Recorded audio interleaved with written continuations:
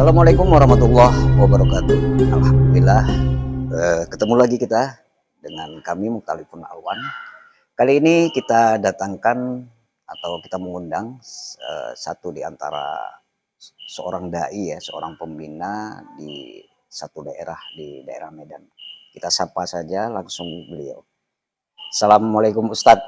Waalaikumsalam. Kabarnya ini dulu Ustadz. Sehat. Masih bina sekarang Ustadz?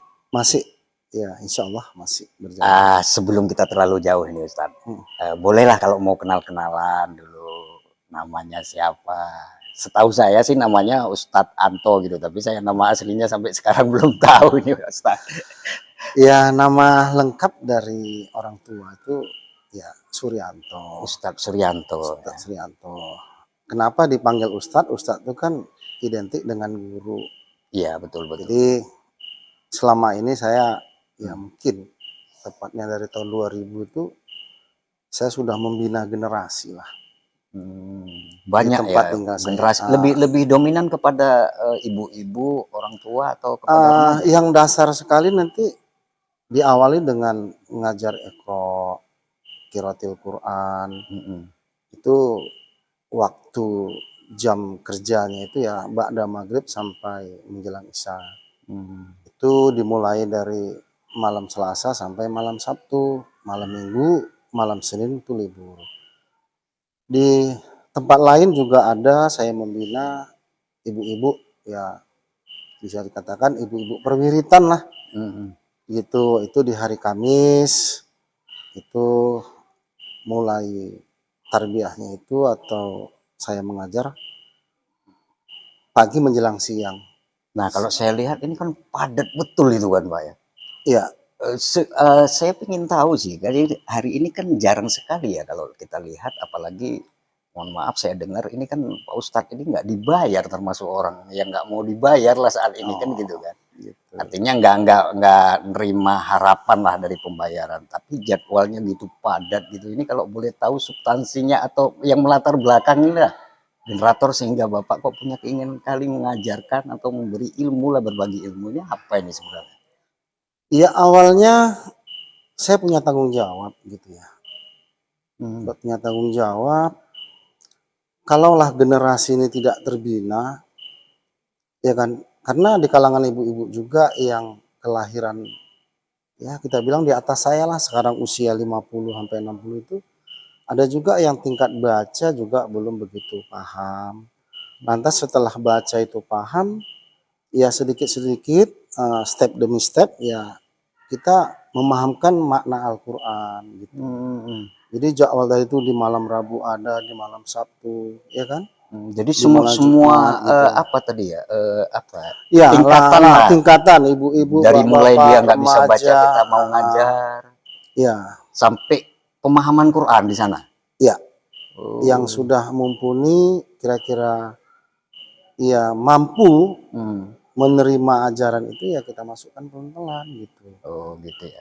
Jadi ya awalnya tingkat-tingkat mujakarah, dialog-dialog gitu kan. Karena Quran itu kan langkah awal dibaca, setelah dibaca kan kita harus bisa memahami maknanya. Ya betul-betul. Gitu. Jadi yang Bapak tanya tadi apa yang memotivasi? Itu yang menarik sebenarnya. Kabarnya berbuat itu tanpa pamrih gitu. Iya. Ada satu ayat yang kita pahami itu di surat Al-Ahzab ayat 56. A'udzubillahi minasyaitonirrajim. Bismillahirrahmanirrahim. Innallaha wa malaikatahu shalluna 'alan nabi. Jadi di situ sesungguhnya Allah dan malaikat yusholluna 'alan nabi. Jadi Allah, malaikat selalu komunikatif kepada Nabi. Siapa Nabi itu? Tidak lain bukan adalah Nabi Muhammad Rasulullah Shallallahu Alaihi Wasallam. Nabi di akhir zaman, Khataman Nabi. Jadi lewat ayat itu, saya karena tahu ayat itu maksudnya, substansinya apa, hingga dilanjutkan dengan ya ayyuhallazina amanu, hai orang-orang yang telah beriman, shollu alaihi, shollu, komunikasi kepadanya. Berarti hi di sini kan kata ganti dari sinaba. Iya ya. Pada Rasul tadi lah. Pada Rasul Muhammad SAW, penerima apa ya? penerima wahyu dari Allah dan malaikat. Hmm. Jadi saya sebagai si amanu tadi Merasa terpanggil di sini. merasa punya terpanggil tanggung jawab untuk melanjutkan lapas ayat berikutnya, wasallim mutaslima. Saling Islam mengislamkan. Jadi kalau Allah dan malaikat sudah memberikan wahyu kepada Muhammad Rasulullah SAW, si amanu tadi menerima dari si naba, si pembawa berita tadi. Oke, saya nggak hidup di masa Muhammad, cuman umat Muhammad terdahulu, para ahli kitab, para tabiin itu kan terus juga wasalim mutaslimah hingga sampai ke saya. Nah, jadi sunnah itulah berjalan hingga saya juga punya tanggung jawab wasalim mutaslimah. Nah, dari pemahaman ayat itulah saya berbuat tanpa pamrih. Karena kalaupun saya sudah selamat mendapat hidayah dari Allah lewat naba tadi, si pembawa berita Allah tadi, Muhammad Rasulullah SAW, loh kita sudah paham, sudah mengerti satu ayat, dua ayat, dan seterusnya, bahkan sampai ratusan, bahkan ribuan ayat. Terus untuk apa pemahaman Islam ini kalau kita genggam sendiri? Karena jawaban ayat wasalim taslimah itu tanggung jawab si amanu, gitu loh Pak. Gitu ya. Nah ini kalau lebih jauh lagi sedikit saya tanya. Nah, tadi kan kalau kita lihat ayat itu dimulai bahwa Allah dan malaikat membangun komunikasi kepada si naba. Nah hari ini kita memang nggak secara langsung, artinya kita orang berikutnya lah yang secara regenerasi. Regenerasi berikutnya, kalau kita tarik garis merah tadi itu lebih kepada orang-orang yang hidup setelah Rasulullah lah. Ya. Di zaman kita nggak hidup di era di zaman umat Muhammad. Namun boleh nggak kita dikatakan seorang naba juga, si pembawa yang menerima berita, dan berita itu harus kita sampaikan kepada orang lain. Naba itu tadi. Kalau secara umum kata naba itu kan pembawa berita. Ya. Tapi spesifik khusus di Muhammad Rasulullah SAW, ya dia pembawa berita dari Allah. Kalau kita manusia biasa, banyak naba itu bertebaran di muka bumi ini. Contoh, para media yang mengutip berita di masyarakat, media koran kah, televisi, itu kan naba juga. Cuma dalam tanda penerima berita kemudian menyampaikan berita ya. Dia mencari berita, menyampaikan berita kepada media. Tapi dalam tanda kutip, si pembawa berita bukan berita Allah. Itu yang membedakan. Itu yang membedakan. Jadi jangan nanti orang mengaku naba pembawa berita, kan gitu. Tapi yang diberitakan bukan kalamullah, bukan ayat-ayat Allah, kan gitu. Jadi dengan tanda kutip, ya saya juga naba pembawa berita. Berita apa lo yang dibawa? Ntar dulu kan gitu. Ntar dulu kita lihat kan gitu kan.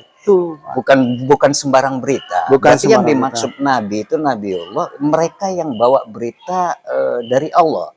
Iya. Yang bawa mereka menerima wahyu lah kita katakan. Oh gitu, dia ada perbedaan ini. Ada perbedaan. Jangan salah paham nanti ya pemirsa. Ini udah dijelaskan oleh Pak Ustadz bahwa jangan, karena hari ini banyak juga kita lihat di luar sana yang banyak ngaku nabi hari ini kan gitu kan. Oke, nabi apa sekarang? Berita apa yang mau disampaikan kan gitu kan?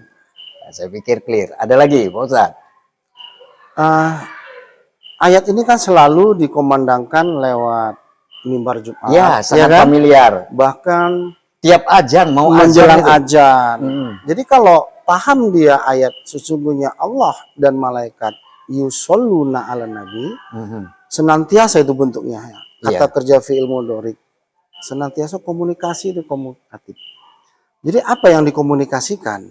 Oke, kalau mengemanakan azan berarti seruan memanggil sholat, kan gitu. Itulah mungkin naba yang dibawa mereka, berita tentang sholat, ajakan, da'a, aspirasi, kan gitu, komandang azan gitu. Nah hari ini kan gini Pak Ustadz, ini mohon maaf saya salah dulu sedikit kan. Banyak pemahaman di luar sana, kita nggak mau nyalakan, cuman ini saya tanyakan, saya pikir ke Pak Ustadz, bahwa kata solu itu kan dimaknai dengan kata solawat itu ya. Sehingga muncullah perdebatan bahwa Allah dan malaikat saja bersolawat kepada Nabi yang dimaknai di luar sana. Nah, sehingga muncul pertanyaan nanti, lantas bentuk sholawatnya bagaimana? Apakah Allahumma sholli ala Muhammad? wa ala ali Muhammad sebagaimana selawat-selawat yang hari ini dipahami oleh umat Islam. Nah, ini kata solu itu. Tadi kalau saya lihat sepintas Pak Ustadz kan menyampaikan bahwa sholawat di sana yang dimaksud komunikasi ya. Ya, kalau secara umum iya itu langkah awal. Tapi tidak sesederhana itu. Selawat kepada Nabi tadi itu, ya kita harus menjalankan sunnahnya. Kalau seorang Nabi Muhammad Rasulullah SAW mendapat wahyu dari Allah via malaikat, lantas si amanu tadi apa komunikasinya kepada Rasul, umat berikutnya atau masyarakat umum berikutnya. Kita tidak lagi button up apa istilahnya kalau ke atas kita itu. Iya, atas ke bawah itu kan button up, dari atas ke bawah top down namanya. Top down. Jadi makna selawat di sini sebenarnya kan yang nilai hakiki itu bagaimana kita menjalankan sunnahnya. Apa yang sudah kita dapat dari Rasul Muhammad lewat kitabullah, lewat Al-Quran, ya kita komunikasikan kepada manusia kebanyakan. Oh, itu makna hakikinya sebenarnya segitu ya selawat ya. Itu. Kalau sederhana sekali Allahumma sholli Muhammad itu sudah selesai. Iya, itu semua orang sudah buat. Tapi yang demikian untuk wasalimu taslima menyampaikan ayat bil ayat yang sudah dia pahami, Muhammad juga menerima wahyu dari Jibril itu kan setelah paham dia sampaikan kepada umatnya. Iya. Tugas si amanu tadi yang wasalimu taslima beranjak dari ya ayyuhallazina amanu shollu alaihi. Terus kita sudah komunikasi kepada Nabi Muhammad Rasulullah SAW. Terus tugas kita wasalimu taslima kok nggak terrealisasi. Ini berarti Islam mandek di kita. Nah, inilah sebenarnya tugas-tugas orang yang berilmu, masyarakat luas yang sudah mumpuni. Yuk sama-sama kita sampaikan, berbagi ilmu, berbagi ilmu luarnya ya. Nah, ini yang memotivasi Pak Ustadz ya untuk hingga berjalan dari tahun 2000 hingga sekarang. Jadi sudah banyak generasi-generasi, bahkan binaan-binaan saya itu sudah juga mulai membina terus. Jadi disitulah ilmu yang bermanfaat tadi tidak putus. Bagaimana Muhammad juga Nabi di akhir zaman, ajaran yang dibawa, umatnya langsung terus bekerja terus karena dibentuknya di situ yusollu ala Nabi, di ilmu dorik, terus bekerja terus. Sampaikanlah risalah ini, sampaikanlah Islam ini. Itu sebenarnya makna hakiki selawat yang sebenarnya. Oh iya. Jadi selain tadi makna komunikasi yang komunikatif, kemudian makna kedua adalah yang sebenarnya makna menjalin hubungan dalam makna kata menjalankan sunnah ya. Jadi apapun yang dilakukan Rasul ya kita lakukan. Demikian juga ke bawahnya lagi kita lakukan kan gitu kan. Jadi kalaupun nanti sampailah di yaumil akhir, kita meminta syafaat kepada Rasul Muhammad SAW.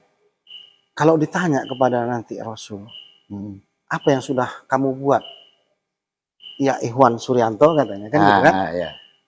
Hingga kamu layak menerima syafaatku kata Rasulullah. Apa yang bisa kita buat?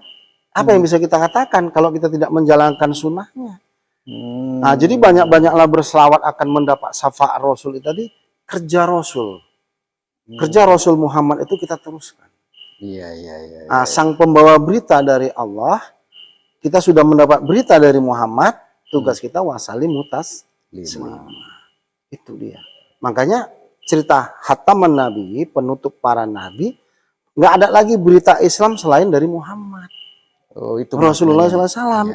Itu dia. Jadi kita hanya menyampaikan ini regenerasi. Kalau kita bilang copy paste lah yang ada di Quran itu. Itu dia. Kalau bahasa, kita nggak berani menambahi, mengurangi. Kalau istilah saya penyambung lidah Rasul ini. Oke, kalau kita hidup di masa Rasul Muhammad dulu, ya kita tugas kita ya apa yang diamar, jihad segala macam. Tapi Muhammad kan sudah wafat, sudah duluan pulang ke rahmatullah. Kita sebagai umatnya tanggung jawabnya apa? Lewat ayat inilah berkesinambungan Islam terus hingga menjadi rahmatan lil alamin. Nah, ini tadi yang konteks yang perlu kita kunci tadi kan. Artinya memang minim tadi kalau kita lihat orang-orang yang bermotivasi apa ya ketika menyampaikan sebuah ajaran, membina tadi kan. Ada yang bermotivasi amplop nih, mohon maaf ini nggak kita sebut nama-namanya kan gitu kan. Ternyata Bapak bermotivasi ayat 33 ya, Al-Ahzab Al-Ahzab ayat ayat 56. 56 tadi ya. Yang itu sebenarnya ayat cukup familiar sebenarnya, selalu dibaca itu ya, Ya. selalu dikumandangkan menjelang azan. Tapi baru kali ini saya dengar ya kan, artinya ada seorang ustadz yang justru ayat itulah yang memotivasi Pak Ustadz ini punya giro, punya semangat untuk menyampaikan ajaran atau Punya membina tanggung generasi-generasi jawab. berikut. Punya tanggung jawab. Tanggung jawab itu ya Iya. sebenarnya ya. Karena amanah itu kalau nggak kita sampaikan, yang namanya ilmu yang bermanfaat itu jika bermanfaat bagi orang lain. Oke, kalau awal untuk kita, ya kan, ampus kita. Lantas wa ahlikum, keluarga dan masyarakat, gitu. Jadi kalau Jadi sedikit lebih kepada tanggung jawab dia ya. Kalau sedikit tadi Bapak Budi mengangkat tentang amplop, ya kalau kita mengisi di perwiritan di majelis taklim yang butuh undangan diundang, sekedar untuk uang minyak monggo. Kita ada masalah. bukan ustadz undangan, bukan ustadz yang nggak nerima dan menolak. Artinya yang namanya diberi itu ya diterima. Alhamdulillah diterima gitu. Tapi kita bukan berarti berpatok pada jumlah atau nilai amplop itu sendiri ya, jumlah. Maaf sedikit, kita tidak buka tarif. Ya artinya kalau mereka paham kita datang pakai kendaraan, walaupun kita bilang naik Grab, itu kan harus dibayar supir Grabnya. Betul.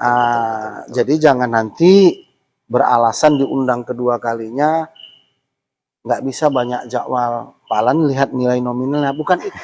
Islam tidak begitu. Islam tidak. Jadi lebih tapi juga jawab. Tanda kutip kalau diberi jangan menolak. Itu rezeki dari Allah, mungkin lewat dari hambanya yang lain. Gitu. Jadi gitu, Pak Ustadz. Udah dapat ini sebenarnya plot yang kita bincangkan hari ini. Jadi bermotivasikan ayat tadi itu, kemudian rasa tanggung jawab tadi Pak ya. Akhirnya risalah atau ajaran yang Bapak Islam terima, tadi berita, itu terus wahyu yang udah Bapak pahami itu harus disampaikan supaya taslim mutaslima tadi. Wasalim mutasliman. Ada pesan lagi Pak? Ada mau pesan-pesan untuk para pemirsa, barangkali ada kata-kata yang bisa menggugah pemirsa, silakan Pak kalau ada. Ya, dari saya sebagai penyampai ajarannya, banyak pemuka agama yang mungkin hari ini belum memaparkan ayat ini sedemikian.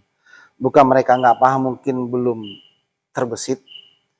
Yuk sama-sama kita punya tanggung jawab. Di tangan kita, di pundak kita, yang kekeh kita mengaku umat Muhammad, aplikasikanlah, realisasikanlah wasalim mutaslimah. Mungkin itu saja. Terima kasih nih Pak Ustadz Suryanto. Saya pikir ini pembahasan yang cukup substansial ya. Artinya ke depan ini mohon maaf ini boleh kalau mengundang lagi Bapak ini Pak Ustadz. Kalau dalam waktu dekat kayaknya masih banyak jadwal ya. Mungkin nanti menjelang Ramadan, mungkin saya nanti mengangkat tentang bagaimana siam secara sunnah.